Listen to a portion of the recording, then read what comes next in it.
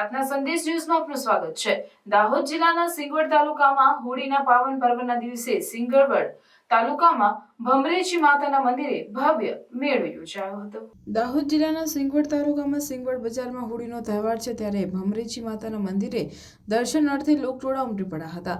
આજુબાજુના ગામડાઓમાંથી લોકોની ભારે ભીડ જોવા મળી હતી, ત્યારે જૂની પરંપરા મુજબ લોકો ઢોલ અને સાંગના તાલે નાચતા જોવા મળ્યા હતા। પરંપરા મુજબ અહીં દર વર્ષે મેળો ભરાય છે, ત્યારે લોકો અને નાના બાળકો ચગડામાં લોકો બેસીને મનોરંજન માણતા પણ જોવા મળ્યા હતા।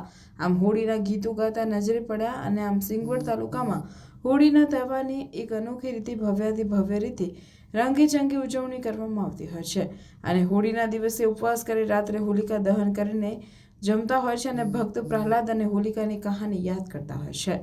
Reporter Vijaybhai S Bariya.